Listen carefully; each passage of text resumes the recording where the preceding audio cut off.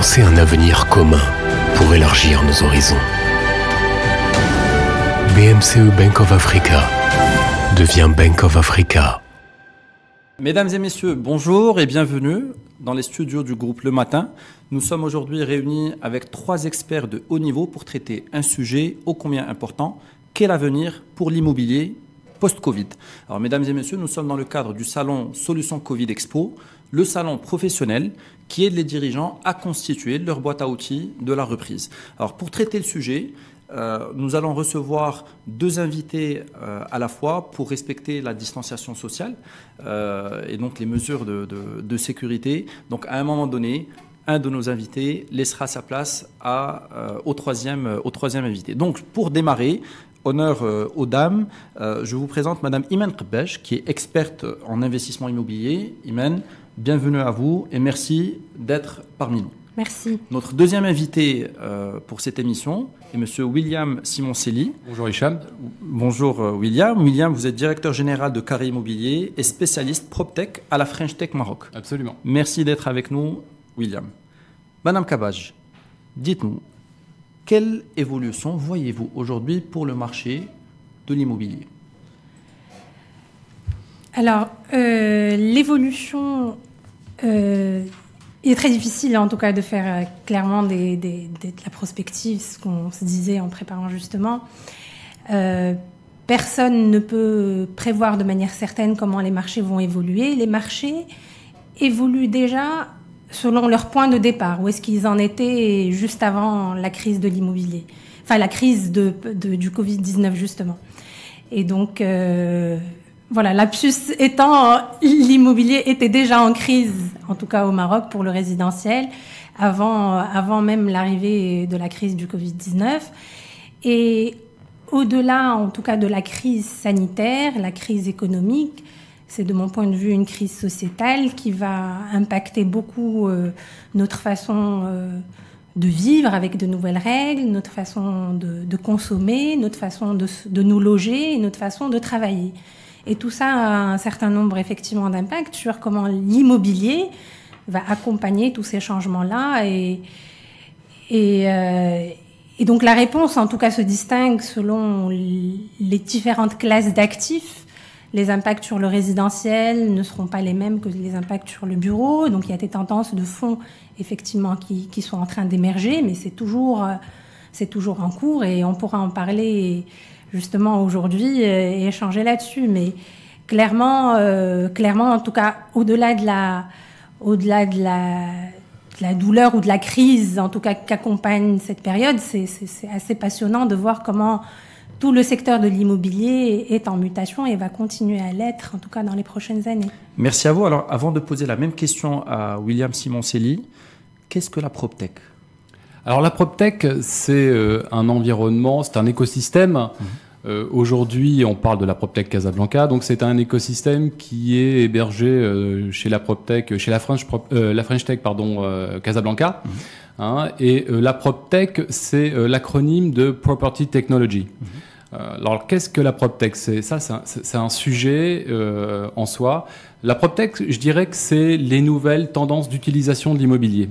Et quand je parle de nouvelles tendances d'utilisation de l'immobilier, on pense avant tout aux espaces collaboratifs, à l'idée aujourd'hui qu'on fait appel au plus grand nombre comme alternative au crédit. C'est aussi ces résidences étudiantes ou post-étudiantes qu'on retrouve où on va avoir une mutualisation des espaces tels que les cuisines, l'accès aux sanitaires.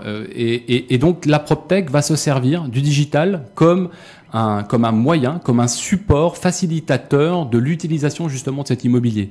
Je vais vous citer des exemples assez simples que vous connaissez. Je pense au coworking, par exemple. Je pense aussi au co-living dans le cadre de l'habitation. Et pour le crédit, je pense au crowdfunding que tout le monde connaît un peu maintenant au Maroc parce qu'il y a notamment une loi qui est en gestation et qui devrait pointer le bout de son nez. Je pense, si on n'avait pas eu cette crise sanitaire, elle devrait peut-être déjà exister. Mais à mon avis, d'ici la fin de l'année, on aura quelque chose sur le crowdfunding. Merci beaucoup, William. Alors, notre question sur l'évolution du marché de l'immobilier. Alors, nous venons de passer 3-4 mois de crise assez particulière liée à la situation sanitaire. Quel est l'impact de cette crise sur votre secteur ?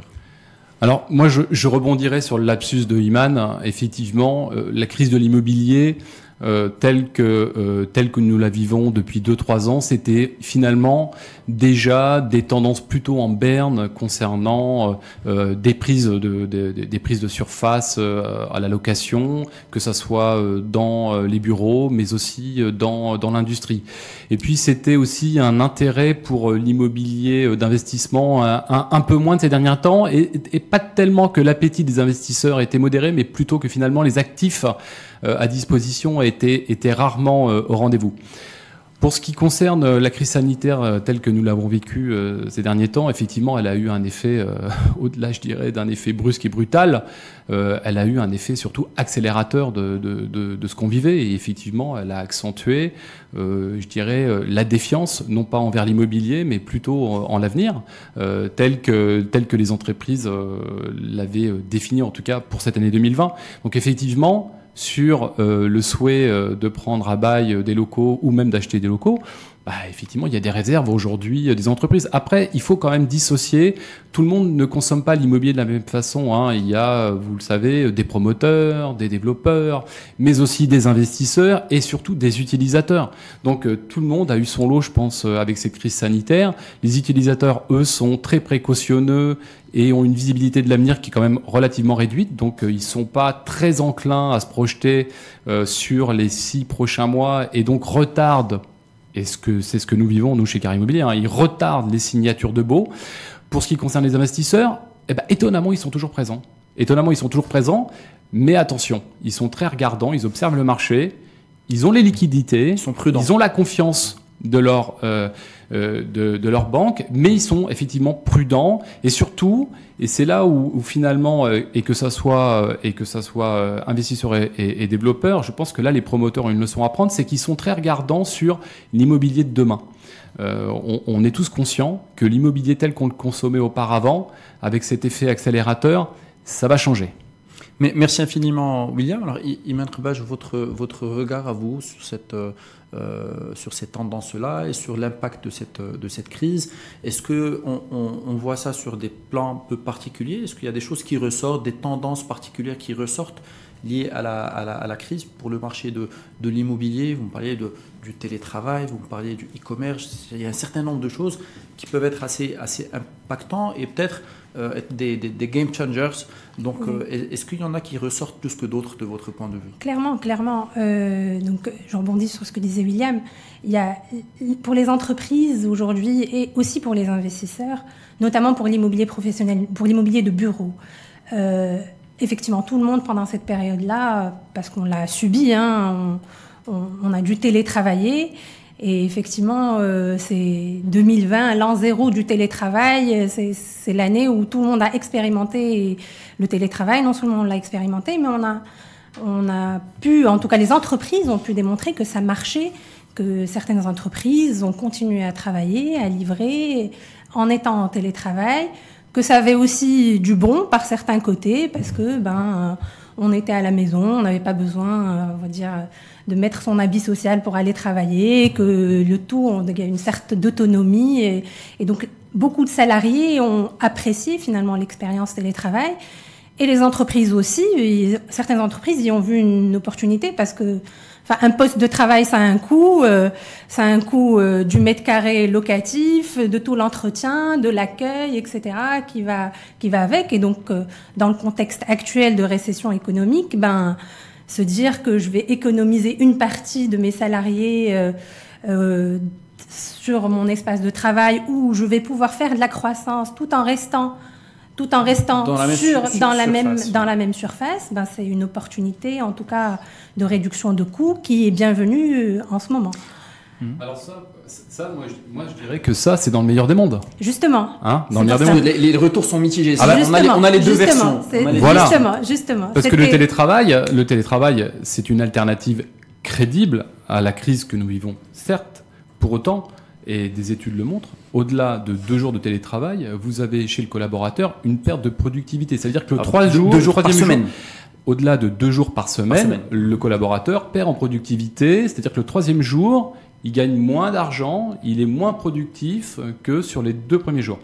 Donc, c'est vrai que ça peut être une alternative notamment à la dédensification des surfaces de travail, mais ça ne peut pas être que la seule solution. Et j'ajoute que dans la dédensification des espaces de travail, on va avoir, nous, sur l'impact immobilier, un impact certain, c'est qu'on va être moins nombreux à travailler sur un plateau qu'auparavant. Et même avec l'alternative télétravail, on va se retrouver à moins produire sur le même plateau. Et là, il y a un effet direct qu'on appelle le taux d'effort. Il y a un effet direct sur le loyer, moins de chiffre d'affaires, moins de loyer pour la même surface. Donc moins de chiffre d'affaires, moins de loyer, ça veut dire que forcément il y a un impact sur la valorisation et sur la valeur même des biens, non? Oui, clairement. Et pour continuer, c'est-à-dire qu'effectivement, on a expérimenté le télétravail, on a vu ses côtés positifs, une forme d'excitation au début, de se dire finalement, on peut travailler de la maison et on est bien en travaillant de la maison. Et en même temps, ça nous a permis aussi de voir les limites du télétravail. Et clairement, le télétravail, c'est aussi plus aucune barrière entre la vie privée et la vie professionnelle. Oui.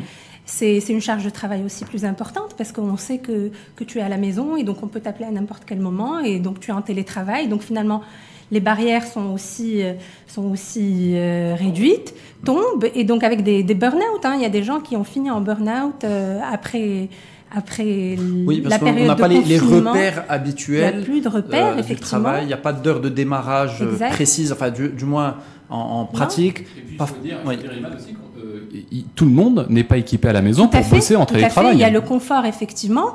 Et puis, toutes les entreprises ne sont pas équipées pour gérer des collaborateurs en télétravail. Il faut des management skills pour dire que c'est du management par objectif et non pas par présentiel en voyant tous les.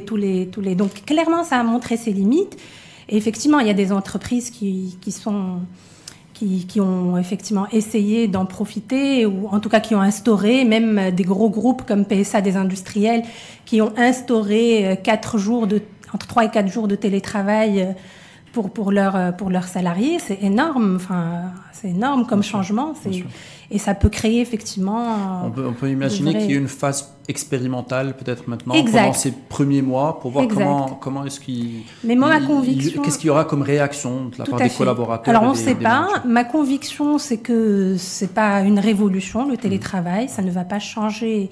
Ça ne va pas changer la manière avec laquelle les entreprises vont fonctionner. Je ne crois pas en un tout télétravail. Je n'y crois pas. Je pense que ça a ses limites, clairement.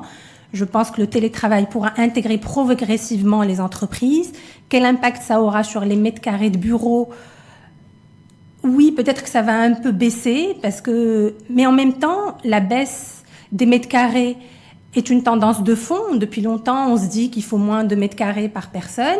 Et ça va être compensé surtout par plus d'espaces collaboratifs, parce que on sort de cette crise en ayant envie de nous voir, en retrouvant l'entreprise comme endroit d'échange, d'énergie, de stimulation. Justement, c'est ce que j'allais dire sur le télétravail. Le télétravail, il a quand même aussi, il a cassé 2 réflexes chez le collaborateur. C'est que déjà, on se rencontre plus à la machine à café, donc on se voit plus, on n'a plus ce sentiment d'appartenance à la vraie valeur. La machine à café avait une vraie valeur. Absolument. Voilà, on va faire des RH, on fait plus l'immobilier, mais grosso modo, on règle quand même pas mal de conflits à la machine à café. C'est un espace de vie, de vie professionnelle comme les autres. Écoutez, si ça l'était pas, je vois pas pourquoi on aurait tous des machines à café dans les entreprises, si ce n'est que pour boire un café. Non, mais en parlant d'immobilier, ces espaces-là, les espaces dits collaboratifs, ne représentaient par le passé que 10% des espaces dans un espace de travail. En ce moment, on est plus sur une tendance de fond.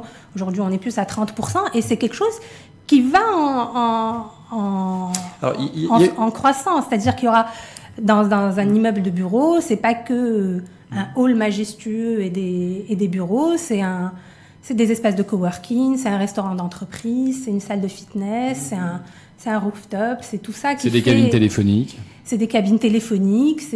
Donc l'impact, on va dire, il est aussi bien quantitatif sur le nombre de mètres carrés, et moi je pense pas qu'il y aura un impact important, mais aussi qualitatif sur les bureaux, la qualité de l'air, la clim, des bureaux responsables, etc. Et puis toutes les entreprises sont pas éligibles, en tout cas toutes les activités des entreprises sont pas éligibles au télétravail. Tout à fait. Alors, certaines ont des problématiques de confidentialité. Ne sont pas préparées. Alors il y a une question que je me pose. Il y avait déjà une tendance à la baisse des mètres carrés au niveau de l'immobilier professionnel, et on a vu en fait l'accroissement du nombre d'entreprises qui mettaient en place des open space, et ça a forcément contribué en fait à cette baisse du métrage. Aujourd'hui, on remet en question l'efficacité de l'open space déjà comme concept, même avant cette crise sanitaire. Aujourd'hui, le risque sanitaire augmente un petit peu les questions ou met à jour peut-être un peu plus ces questions-là liées à l'efficacité de cette logique. Est-ce qu'on ne risquerait pas aussi, est-ce qu'on ne gagnerait pas aussi peut-être du métrage avec cette réflexion-là, c'est-à-dire en renonçant peut-être aux open space. Mais la remise en question est bien plus profonde, c'est-à-dire qu'on n'en est même plus à se poser la question de savoir si l'open space correspond ou pas. C'est-à-dire qu'aujourd'hui, les entreprises réfléchissent à un immobilier ou un aménagement d'immobilier de bureau qui soit plus en relation avec le confort et le bien-être de leurs collaborateurs et avec probablement aussi des utilisations dans la journée. C'est-à-dire qu'ils voient certains collaborateurs s'installer dans des endroits en matinée et pas les mêmes endroits dans l'après-midi. Il y a même de l'aménagement qui est développé aussi en fonction du comportement ou du tempérament de chaque collaborateur. Donc, je dis pas qu'ils font du sur-mesure pour chaque collaborateur, mais il y a réellement une tendance de fond qui est plus axé sur le confort et bien-être du collaborateur au travail que sur le simple ratio du mètre carré par collaborateur. Bien que dans la tête de l'entreprise, le ratio au mètre carré existe toujours. Je ne dis pas qu'ils ont aboli le ratio au mètre carré. Mais malgré tout, ils se sont rendus compte que la productivité n'était pas due seulement qu'au ratio de mètre carré par collaborateur. Donc il y a un aspect qualitatif et de qualité de vie. Exact. Et s'il y avait un enseignement, en tout cas c'est une tendance de fond qui s'accélère encore plus, c'est que c'est pas seulement le mètre carré qui compte, mais le service qui y est attaché. Et là, avec le télétravail en plus, il faut que l'entreprise, pour son salarié, que l'entreprise soit le meilleur choix. C'est-à-dire qu'il a l'option de rester chez lui ou d'aller dans un café ou de venir travailler. Il faut que le cadre qui lui est offert par l'entreprise, lui donne envie de venir, quoi. Voilà, que le cadre qui lui est offert par l'entreprise soit la meilleure option pour lui et qu'il ait envie de venir. Alors, on a parlé du télétravail, on va revenir aux normes, à la qualité et aux services liés à l'immobilier. Il y a d'autres impacts. On a vu peut-être un impact au niveau des centres commerciaux après le déconfinement. Quand on sort, on se rend compte quand même qu'il y a un certain nombre de magasins qui n'ont pas réouvert et un nombre relativement important. Est-ce que vous pensez que c'est lié peut-être à l'impact du e-commerce? Est-ce que ce sont simplement des difficultés que vivent ces commerces-là qui n'arrivent plus à redémarrer? Quel impact, à votre avis, peut avoir cette crise sur l'immobilier commercial cette fois-ci? Alors oui, l'immobilier commercial a clairement été l'un des premiers touchés par cette crise. Les commerces ont fermé net. Alors, mis à part, il y a deux lots, on va dire. La grande distribution, finalement, s'en est très bien sortie. Et parce que c'était les seuls qui avaient le droit de rester ouverts. Et ils ont aussi bénéficié d'un report d'achat sur les autres activités, les autres produits qui étaient fermés. C'est-à-dire, si je dois acheter de l'électroménager ou même de l'habillement, je ne peux aller qu'au supermarché. Et finalement, c'est là où les consommateurs ont fait tous leurs achats. Donc, ils ont bénéficié doublement. Et ceux qui ont le plus bénéficié aussi, c'est parce que pour les règles, en tout cas de limitation des déplacements, c'est ceux qui avaient un maillage, en tout cas du territoire, le plus important. On n'a pas besoin d'aller au grand supermarché qui est à l'entrée de ville, mais on préfère aller au supermarché qui est juste à côté pour faire le maximum de courses. Donc c'est clairement la grande distribution à bénéficier. Alors aujourd'hui, elle revient, en tout cas ce qu'on voit avec tendance, c'est qu'on revient à des niveaux historiques, donc de consommation historique avec la réouverture. Par contre, ceux qui ont le plus souffert, c'est le prêt-à-porter et toutes les autres activités pas de première nécessité. Et d'autant plus, tout ce qui était fast fashion, les entreprises qui renouvelaient leur stock de manière régulière, les entreprises les commerces qui n'étaient pas sur le digital. Et donc clairement, il y a des choses de fond, en tout cas, qu'il faudra retenir là-dedans et des enseignements pour avoir des circuits, en tout cas d'approvisionnement plus courts. Et c'est là où toutes les tendances de Made in Morocco sont en train d'émerger. Et moi, j'en suis ravie, en tout cas, de voir effectivement que les commerçants vont pouvoir, en tout cas, s'approvisionner le plus localement possible et diversifier leurs sources d'approvisionnement. Le e-commerce, oui, clairement, est une tendance de fond aussi. Et on a dû tous l'expérimenter, vérifier que ça marche. Et peut-être progressivement le garder dans nos habitudes après. Et donc la course, en tout cas, on l'a vu chez les commerçants au fur et à mesure, d'offrir à leurs clients, à leurs consommateurs, une expérience plus globale, qui soit à la fois sur le net et aussi en physique. Parce que c'est ça. Il n'y a pas de remplacement, en fait. On ne voit pas les choses de cette manière. C'est-à-dire ça peut être même un facteur de croissance. Oui, c'est un facteur de croissance et en même temps, c'est un accélérateur parce que oui, il y a des commerces qui étaient déjà fragiles avant la crise, qui ont carrément mis la clé sous la porte. Enfin, vous verrez plus de Naf-Naf partant, enfin, des marques comme Naf-Naf, comme André, qui étaient déjà sur un positionnement pas très clair. On fermait boutique, là, pour le coup, et de manière globale. Donc, oui, les commerces qui étaient déjà fragiles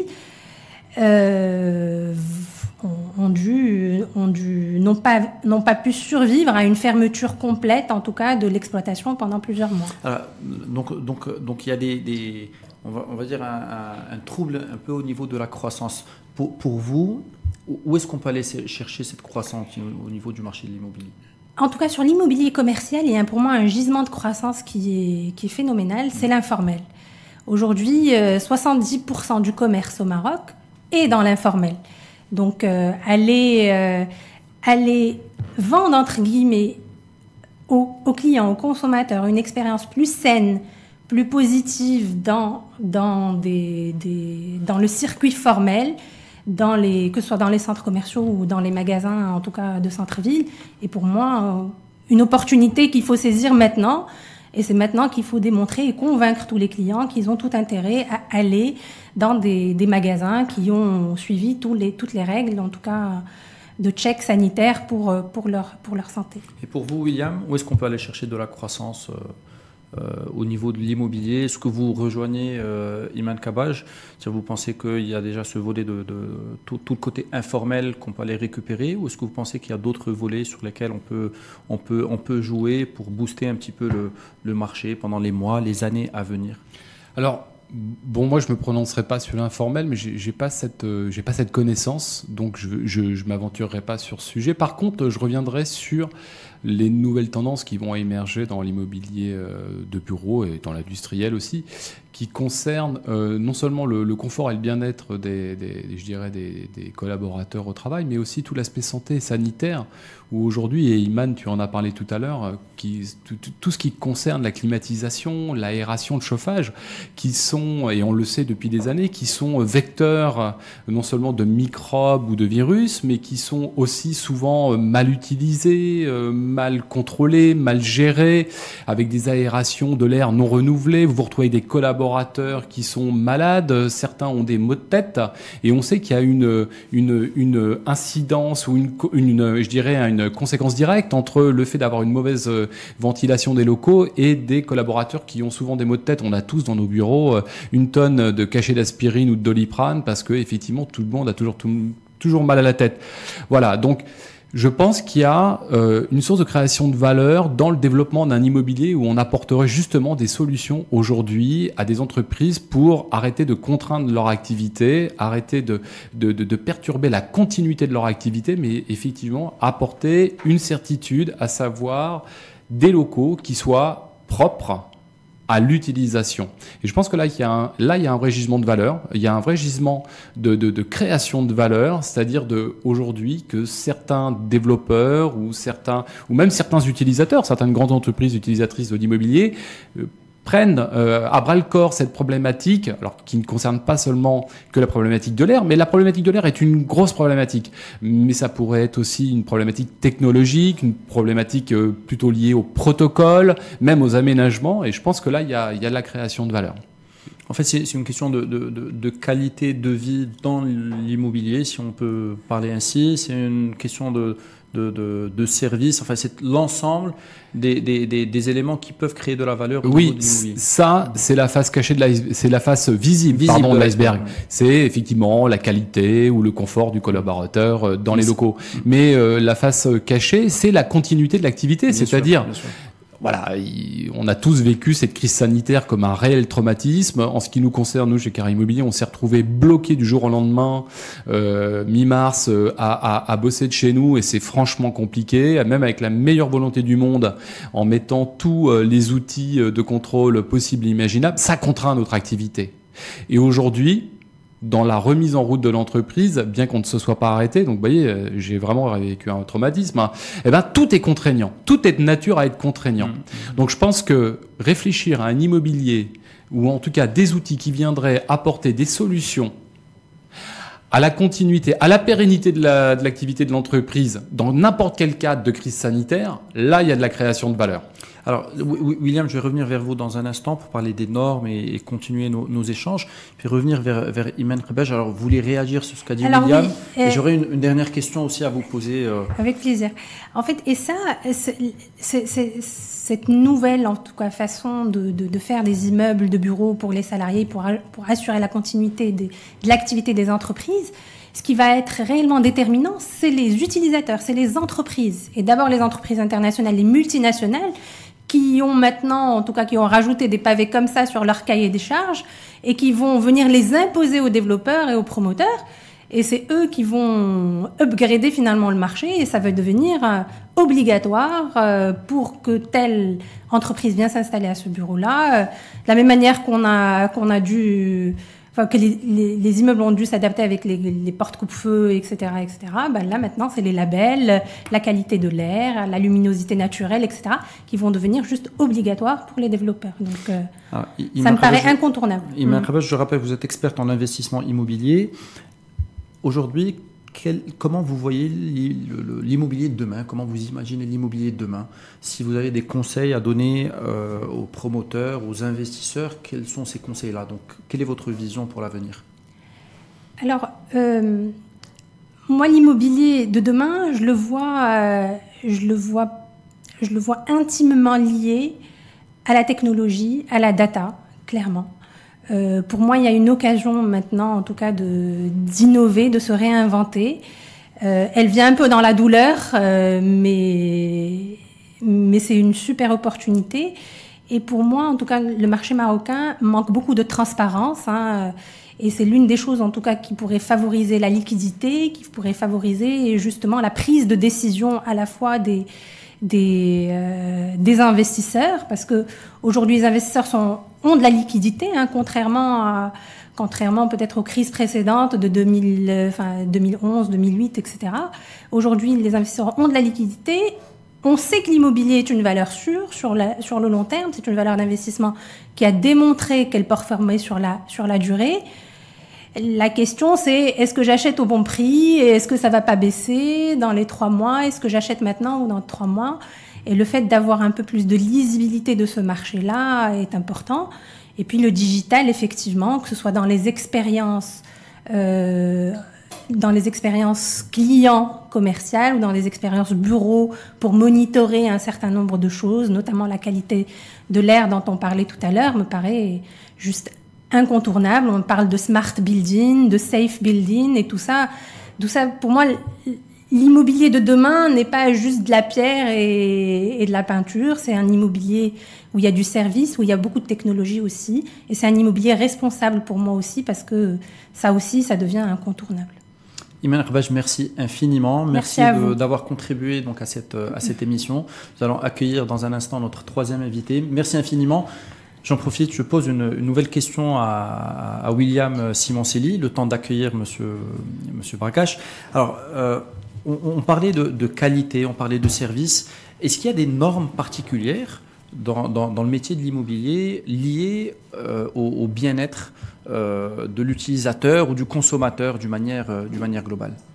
Alors, il y a un label connu surtout à l'étranger, mais qui arrive au Maroc depuis 2-3 ans et qui arrive en force, qui est le label WELL, le label Well, hein, qui effectivement reprend je dirais une tendance de fond qui est la tendance de confort et de bien-être dans le cadre de l'utilisation des bureaux ou en tout cas de l'immobilier. Et ça commence à et je dirais que cette crise sanitaire a joué là aussi comme un effet accélérateur, parce que à ce label Well va venir se rajouter une composante qui est une composante sanitaire et santé, qui elle va imposer effectivement le respect de certaines règles. Alors on parlait de l'air, les protocoles, la technologie aussi, hein, on parle de caméras Et tout est normé, c'est-à-dire à ce niveau-là, c'est-à-dire qu'on peut trouver une espèce de guide. Absolument. Comme tout est connecté au digital, tous les indicateurs sont compilés et effectivement, on nous en rend des agrégats qui sont en fait des outils, surtout des outils de performance. Très bien. Merci infiniment, William. Vous restez avec nous. Si je peux dire un petit mot sur le Well rapidement, le Well, hein, ça passe avant tout aussi par une bonne connaissance de son immobilier. Donc le Well n'a d'intérêt que si on fait un diagnostic, je dirais, de son immobilier, parce que je dirais les changements ou les outils à mettre en place n'ont d'intérêt que si déjà on a identifié le mal ou en tout cas les leviers à actionner pour faire de son immobilier un immobilier plus efficient. Merci William. Encourager la solidarité pour connecter toutes les énergies. BMCE Bank of Africa devient Bank of Africa. Maître Abdelmejid Bargache, bienvenue. Merci d'être avec nous. Vous êtes notaire et vous êtes conseiller en gestion de patrimoine. Merci de vous joindre à nous. Nous parlons de l'immobilier, de l'évolution de l'immobilier et de l'avenir de l'immobilier post-Covid. Alors, première question. Madame Kabaj disait que l'immobilier a toujours été une valeur sûre. Alors, comment va le marché de l'immobilier? Vous êtes notaire, vous avez une vue d'ensemble. Comment va le marché de l'immobilier? Est-ce toujours une valeur sûre? Doit-on investir aujourd'hui dans l'immobilier, Maître Bargache? C'est clair. D'abord, je suis heureux d'être parmi vous et puis de partager avec vous des réflexions par rapport à l'évolution du marché de l'immobilier, que nous sommes des observateurs depuis quelques années déjà. Et avant même l'arrivée de la corona ou du corona, l'immobilier était déjà en situation de en berne, voilà. En fait, cette crise sanitaire n'a fait qu'aggraver un peu la situation, mais je pense que c'est une crise sanitaire qui n'a pas encore fini de nous surprendre, puisque les répercussions économiques, financières, nous allons les vivre les prochains mois. Mais par rapport, je reste quand même confiant, parce que plus que jamais, l'immobilier reste toujours là. Je rejoins Madame Kabaj, puisque je dis que plus que jamais, l'immobilier reste quand même une valeur refuge. En situation d'euphorie, l'immobilier est une valeur de croissance, mais en situation de crise inédite telle que nous vivons aujourd'hui, l'immobilier est une valeur refuge. Et surtout, quand on parle du Marocain, quand on scrute le patrimoine du Marocain riche ou pauvre, ce qu'on voit, parce que les actifs majoritaires, c'est d'abord l'immobilier. Très peu d'actifs financiers, parce que c'est comme ça, on n'y croit pas, c'est la bourse. Ce n'est pas encore dans la culture. C'est pas dans la culture, je parle des ménages. Maintenant, les zinzins, ils font toujours des va-et-vient au niveau de la bourse. Et après, vous allez trouver notre classe d'actifs, le cash. Normalement, si on doit respecter les ratios, il faut un tiers d'actifs immobiliers, un tiers d'actifs financiers, un tiers de cash. Chez nous, c'est peut-être même 80-90% de patrimoine immobilier et un peu de cash. C'est ça un peu la configuration du patrimoine du Marocain. Maintenant, aujourd'hui, c'est ça qui fait que les familles aujourd'hui ou les Marocains restent scotchés aux biens immobiliers. Ils veulent pas, parce qu'ils se disent, tant qu'on n'a pas vendu, on n'a pas perdu. Donc, résultat de la course, on ne vend pas. On est dans une situation d'attentisme. Il y a deux sentiments qui dominent le marché. D'un côté, il y a la peur et de l'autre côté, il y a la cupidité. La peur de perdre, donc celui qui est propriétaire se dit je ne vends pas. À partir du moment que je n'ai pas le prix qui correspond à mes prétentions, je retire le bien. L'acheteur, par contre, de son côté, il se dit, il est où, ça je vais le dire en arabe, il est où l'emza? Ils veulent la bonne affaire. Voilà, la bonne affaire. Maintenant, aujourd'hui, on parle de la bonne affaire. Donc, ça, c'est un peu le sentiment. C'est ce que je vous dis, ce n'est que mon opinion personnelle par rapport à l'évolution. Oui, et puis qui reflète aussi votre interaction avec les opérateurs, j'imagine. Voilà. Et surtout aujourd'hui, on commence même des acheteurs qui vous parlent de prix Covid. Ils pensent que l'immobilier, aujourd'hui, les promoteurs, pour pouvoir relancer la machine, vont devoir baisser le prix. Moi, je pense qu'il n'y aura pas de baisse. Pour la simple raison, et si je devais faire dessiner une courbe, je dirais, ça ne va pas faire un W, ça ne va pas faire un V ni W, ça va faire une racine carrée. Une racine carrée, ça veut dire que là, on a baissé, déjà depuis le début de l'année, on n'a fait que baisser. Là, on va remonter sous l'effet de quelques mesures que le gouvernement, que les banques sont en train de prendre, et après pour se stabiliser par la suite. L'immobilier ne va pas encore baisser parce que nous avons une administration fiscale qui, pendant des années, s'est sucrée grâce à l'immobilier. Puisque, effectivement, l'immobilier génère des recettes substantielles pour l'administration fiscale, que ce soit en termes de droits d'enregistrement, d'hier sur les profits immobiliers, hier sur le revenu locatif, etc. C'est le produit de patrimoine le plus taxé, comparativement à d'autres produits de patrimoine tels que les valeurs immobilières, les actifs financiers, les actifs financiers de façon générale. Est-ce que c'est quelque chose qui va changer? C'est en train de changer aujourd'hui ou pas? Sincèrement, je ne pense pas qu'il va y avoir de changement et je vous dis pourquoi. Parce que je continue déjà mon raisonnement par rapport à l'administration fiscale. Grâce ou à cause de ce référentiel, c'est en fait l'arme qu'utilise aujourd'hui l'administration à l'encontre de tout vendeur qui est enclin parfois à vendre.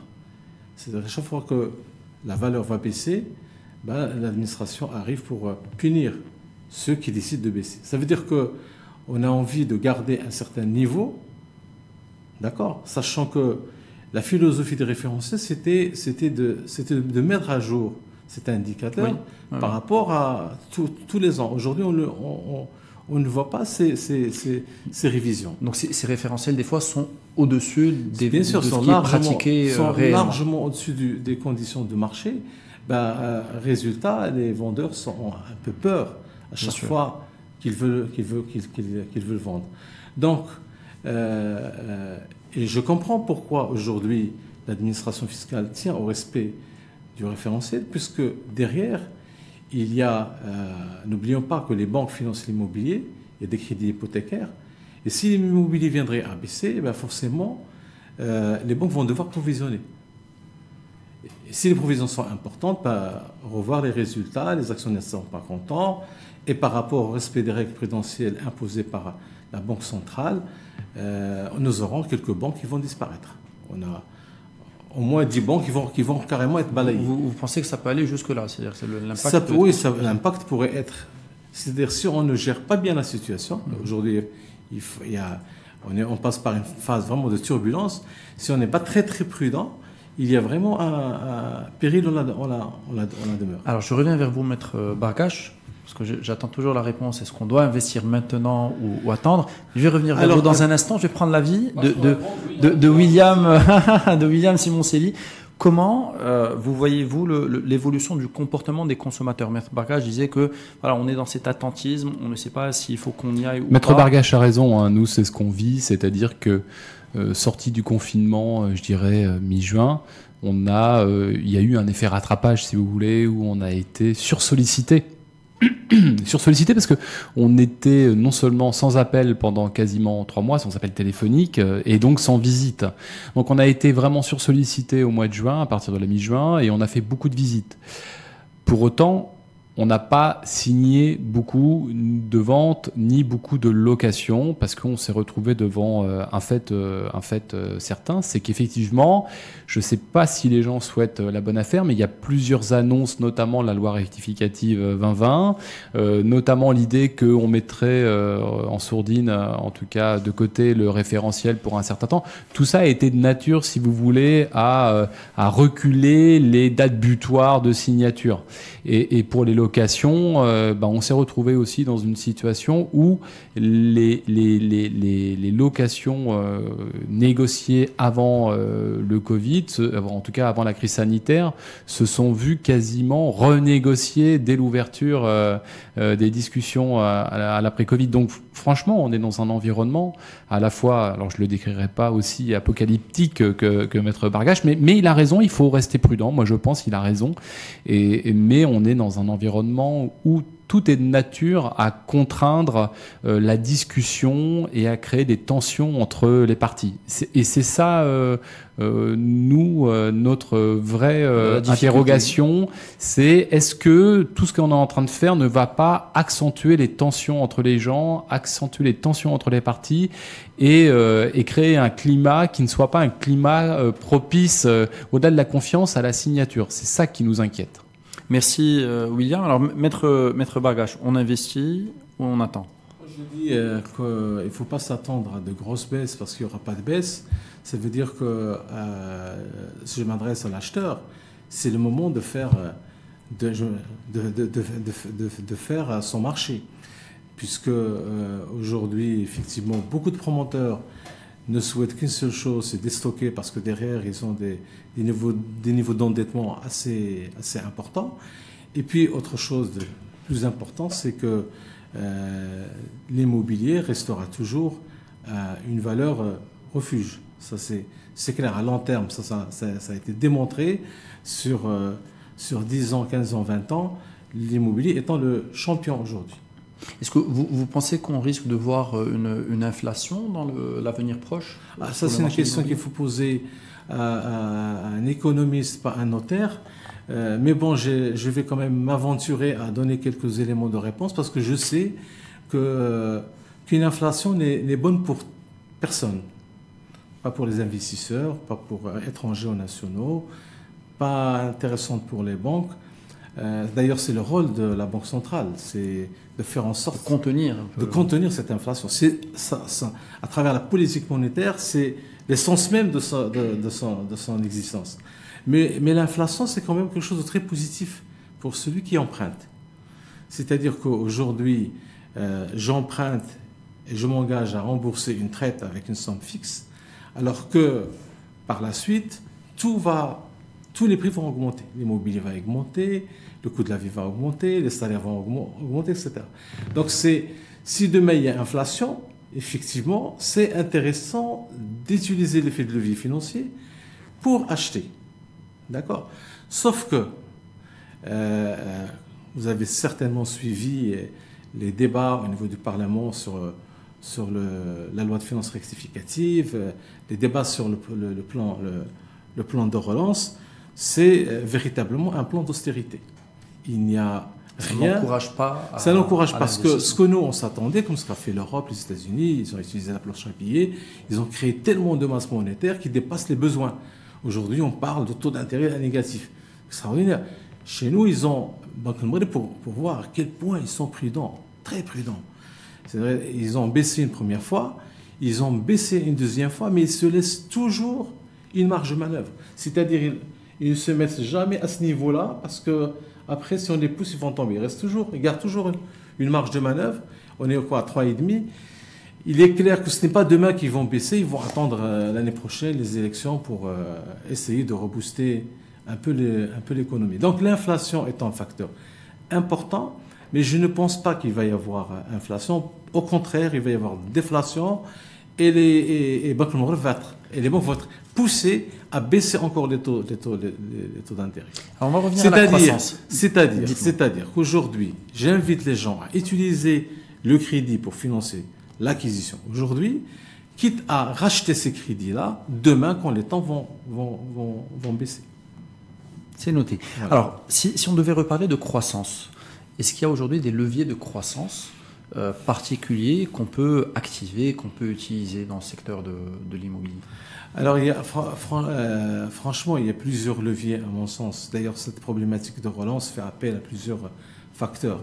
Nous avons un peu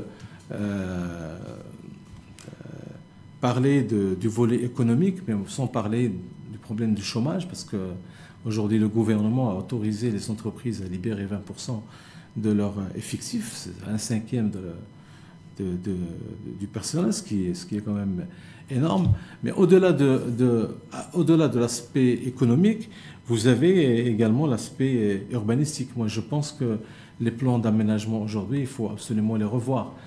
Parce que quand on voit les plans d'aménagement au Maroc, d'abord, ils ont une durée de vie de 10 ans. Ils figent en quelque sorte le développement. Quand une affectation urbanistique est fixée, c'est parti pour 10 ans, impossible de changer. Et quand on voit les réalisations des plans d'aménagement, c'est-à-dire entre ce qui a été prévu et ce qui est réalisé, on est à 10-15%. Après, on se demande quel est l'intérêt d'avoir des plans d'aménagement. C'est-à-dire qu'aujourd'hui, on doit avoir des plans d'aménagement assez efficients et qui permettent en fait, d'une part, de libérer de l'espace pour créer des zones de développement et de l'autre côté, éviter les distances, je dirais, les tensions sociales. Parce qu'aujourd'hui, vous avez ça nous a été imposé depuis toujours au niveau de notre urbanisme. Il faut qu'on respecte des dictats qui font que nos villes sont configurées d'une certaine manière.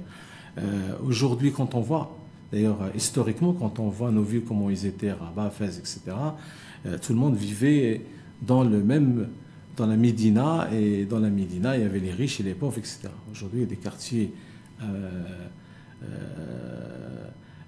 de riches, des quartiers de moyens, et ça en soi, ce n'est pas une excellente chose.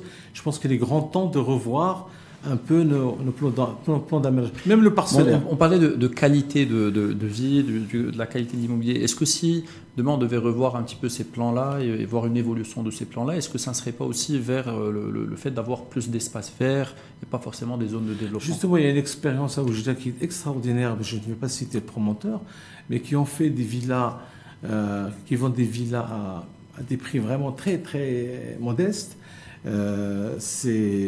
C'est un lopin de terre de 200 mètres, un jardin devant, un parking jardin devant et un jardin derrière, avec un petit quota, et ça se vend comme des petits pains. Ça veut dire qu'aujourd'hui, même les promoteurs sont invités à revoir un peu leur façon de concevoir parce que cette crise Covid, et Mme Kabaj l'a dit, William l'a dit également, il faut aujourd'hui... Avant, on produisait l'immobilier parce que la demande était là. Aujourd'hui, il faut inverser l'approche.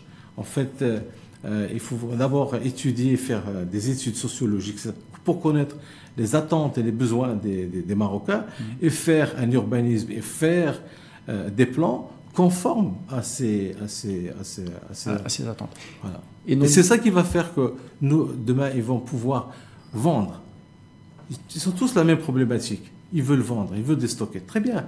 Mais quel produit déjà? Voilà, quelle stratégie proposer des choses plus adaptées. Ce que vous disiez, William. Oui, je souscris à ce que Maître Barguet vient de dire. Hein. Il faut absolument qu'on change de paradigme. On était auparavant dans l'idée de la demande, sans se soucier du besoin, alors que c'est fondamental. Si on ne sait pas quoi produire pour l'acquéreur, comment est-ce qu'on peut espérer? Alors, on était sur un trend tellement fort avant 2008, 2009, 2010, que de toute façon, on pouvait construire quasiment, je ne vais pas dire n'importe quoi, mais quasiment sans se soucier de ce que la demande souhaitait. Et puis de toute façon on vendait. On voit bien depuis une bonne dizaine d'années que le consommateur marocain, que l'acquéreur marocain a complètement changé. Il est bien mieux connaisseur d'immobilier qu'auparavant et aujourd'hui il n'est pas, non pas difficile, il sait ce qu'il veut, c'est pas pareil, il sait ce qu'il veut et il veut pas ce qu'on lui propose. Alors effectivement, quand on construit l'immobilier sans se soucier, il faut s'adapter bien sûr. Si on se soucie pas de ce que souhaitent les gens, effectivement il faut pas s'étonner qu'après on se retrouve avec des programmes qui ne se vendent pas évidemment. Donc ça va être aux promoteurs qui seront les premiers à s'adapter en fait. Oui, parce que quand on parle des promoteurs, on parle des promoteurs, mais vous savez, ils sont très différents les uns des autres. Il y a aujourd'hui des promoteurs qui fonctionnent, qui tournent très bien, Pourquoi? Parce qu'ils se sont intéressés à ce que souhaitait la demande. Il y a une demande au Maroc. Il y a une demande au Maroc. Il y a eu une étude du ministère de l'Habitat qui date de 2016, qui recense la demande à 1 600 000 logements. Et vous vous rendez compte, 1 600 000 logements, avec une demande structurelle d'à peu près 200-250 000 par an, sachant qu'on construit à peine 100 000. Ça veut dire qu'aujourd'hui, on sera à 2 millions de demandes. C'est colossal. C'est énorme. Donc, est-ce que l'immobilier a un avenir? Bah oui, il a un avenir, c'est certain. Maintenant, il faut construire. Il faut, avant de construire, faire des études, effectivement, aller sonder, des études probablement sociologiques, mais en tout cas, savoir ce que les gens souhaitent. Alors, on s'approche de la fin de notre émission, mais j'aimerais quand même revenir au levier de la croissance. Vous avez démarré, Maître Bargache. Est-ce que vous avez d'autres leviers que vous souhaitez partager? J'en ai d'autres. En fait, moi, pour vous donner une image, prenons un train. La locomotive étant l'économique. Après, il y a d'autres wagons. Il y a le juridique, le financier, le fiscal, etc. Moi, je dirais 2 mots par rapport au juridique et par rapport à l'investissement locatif. Voilà. Le juridique d'abord, aujourd'hui, je pense que le marché et les experts, les éminents experts qui sont parmi nous aujourd'hui ne vont pas me contredire. Il y a la crise Covid, mais il y a pire que la crise Covid, c'est la crise de confiance. Il y a une certaine défiance. Et je pense aujourd'hui que dans les rapports entre promoteurs et acquéreurs, il faut vraiment faire du nettoyage, il faut assainir. Comment? Assainir, c'est très simple. Aujourd'hui, quand on voit, il y a la pratique, entre la pratique et le droit, il y a des heures de vol. Or, le droit, il a pour cette vocation justement à régir des rapports, à les rendre viables et pérennes. Certains promoteurs refusent, je prends ma responsabilité, refusent d'appliquer le droit pour des considérations X et Y. Et l'État, d'ailleurs son fonds de commerce, c'est de vendre des lois. L'État n'arrive pas à faire respecter ces lois. Et je reviens à quelque chose que c'est mon leitmotiv, à chaque fois que je reviens sur ce sujet-là, c'est la loi sur la vente en état futur d'achèvement. Et j'ai toujours dit que pour que j'ai encore l'opportunité de le redire, c'est que pour que la VFA puisse marcher, il faut qu'il y ait 2 choses, 2 leviers. 1, il faut une garantie d'achèvement. En France, on l'appelle garantie financière d'achèvement, GFA. Là, on a la certitude que le promoteur, quand il lance son projet, l'acheteur, lui, un jour ou l'autre, il finira par recevoir son bien. Parce que la défaillance est couverte par la caution bancaire ou par l'assurance. Et j'ai dit également, il faut des registres publics.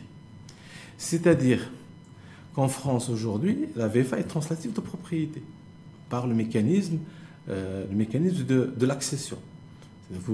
Vous achetez, dès que vous démarrez votre paiement, vous achetez votre quote-part du terrain, vous achetez des briques, vous achetez un peu de finition, jusqu'à ce que vous achevez. Donc finalement, l'État peut mettre en place les mesures pour être aussi un peu responsable. L'État a un rôle régulateur, c'est sa responsabilité. Et donc, par rapport à cette question de titre foncier, aujourd'hui, ce que je n'arrive pas à comprendre, c'est que l'agence de la conservation foncière, qui est quand même l'organe chargé de réfléchir et à nous donner des solutions, on sent une certaine hésitation. Alors que je sais que l'article 65 sur le DAIR organique, le DAIR sur l'immatriculation, il donne les types d'actes qu'on peut inscrire. Et curieusement, dans la liste de ces actes, on trouve les baux, et dépassant la durée de 3 ans, dans la durée dépasse 3 ans, et nous trouvons les quittances. Là, quand on pose la question, combien de fois on a inscrit des quittances? 0 fois. On ne connaît même pas. Ça veut dire, pour comprendre, les baux et les quittances ne transfèrent pas des droits réels. Ce sont des droits personnels qui sont inscriptibles. Et aujourd'hui, une VFA, comme il n'est pas translatif de propriété, il ne confère qu'un droit personnel. Pourquoi ne pas l'inscrire? Parce qu'à partir du moment qu'on a un registre sur lequel on va pouvoir inscrire une vente et on va pouvoir inscrire une hypothèque, tout le monde est sécurisé, surtout l'acheteur. Et même c'est dans l'intérêt du promoteur, puisqu'il va régler définitivement les problèmes l'hémorragie des désistements. Deuxième élément de réflexion par rapport à cette question de VFA, c'est qu'on a accepté dans le cadre de la réforme de la loi sur la copropriété, ce qu'on appelle la copropriété évolutive. C'est-à-dire que c'est un ensemble immobilier qui va se réaliser en 10 tranches. On réalise la première tranche, le promoteur procède à la division, fait son éclatement, il vend, il passe à la deuxième tranche. Et les tantièmes ne seront calculés de manière définitive qu'à la fin.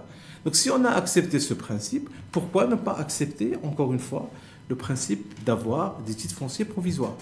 Et je pense que ça va être vraiment la solution extraordinaire. Ça peut être un vrai levier pour... C'est un vrai levier. Le juridique, il fabrique la confiance. Alors, le problème du marché aujourd'hui, c'est la confiance.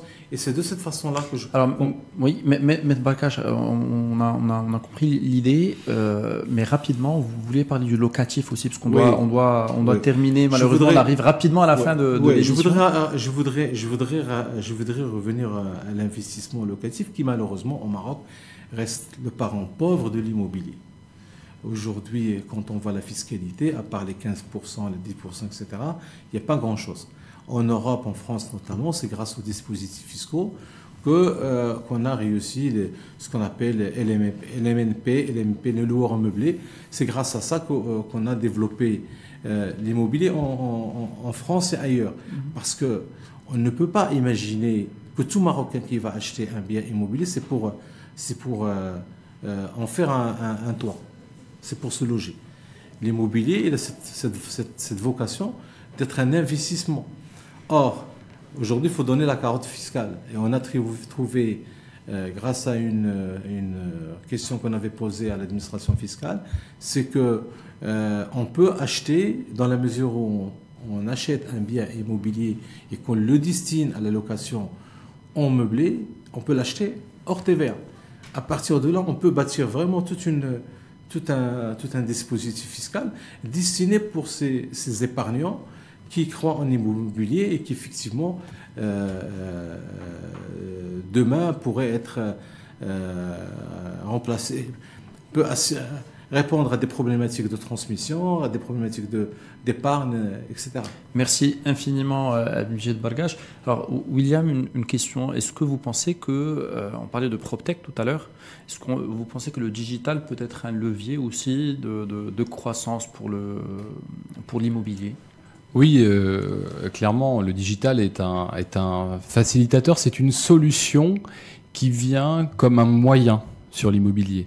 Alors je sais que beaucoup souhaiteraient faire passer le digital en principal et l'immobilier en accessoire.